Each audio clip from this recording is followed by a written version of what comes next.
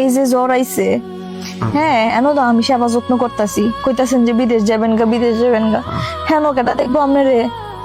এত কথা কোন আছে, কেন আল্লাহ দেখবো, সমস্যা নাই।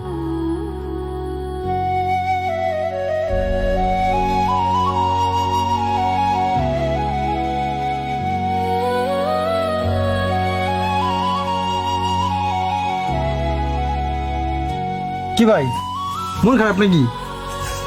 আজকে কোরবানি ঈদ, আজকে আমার কাম করতে হইতেছে। আরে প্রবাস, মন খারাপ করে আর কি করবেন? সারাটা দিন গেল, বাংলাদেশে সবাই আজকে কোরবানি ঈদ করছে, রাইট হয়ে গেছে, পারলাম না বোর একটা ফোন দিতে, কেউ একটা ফোন করে নাই।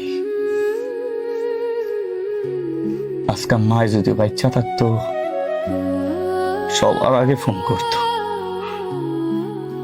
শুধু আমার বউটায় 2বার ফোন করছে, দিয়া খুব কান্না করছে, এই জন্য ফোন করি নাই, ফোন দিলে কান্না করে। সন্ধ্যা হয়ে গেছে, ভাবতেছি কি করতেছে। ভাই এক কাজ করেন, বাসাতে একটা ফোন দেন, মনে শান্তি লাগবো। আমিও ফোন দিয়েছিলাম, কথা কইছি, এখন একটু ভালো লাগতেছে। আমরা হইছে প্রবাসের গামলা, আমাকে নিয়ে দেশে রে ভাই। ঠিকই কইস, বাড়িতে একটা ফোন করি, ভাল লাগবো। ভাই ফোন দেন, ফোন দিয়ে একটু কথা কন, একটু হলেও শান্তি পাইবেন। আপনার কথা আমরা কাজ করি। হ্যালো, কি করতেছো তুমি? কোরবানির গোশত রান্না করতেছি। তুমি মনে হয় কান্না করতেছো। কান্না করতেছি, বছর একটা কোরবানি ঈদ, তাও আপনারে ছাড়া একটা টুকরা গোশত আপনি খাইতে পারলেন না। এই পাগল, কান্না করতেছো কি লিখিয়া? সামনের বছরই তো তোমার সাথে একসাথে কোরবানির ঈদ করবো। সামনের কোরবানিতে বাড়িতে আসমো, বড় দেখে একটা গরু কিনবো, পরে একসাথে সবাই নিয়ে কোরবানির ঈদ করবো।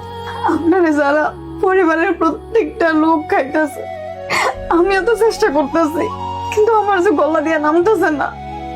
কান্না করো না তুমি, তুমি একটা কাজ করো, খাইতে তো পারুম না, তুমি খাওয়ার সময় আমার একটা ভিডিও কল দিও, ভিডিও কলে তুমি আমারে খাওয়াই দিও, তারপর আমার খাওয়া হয়ে যাবো।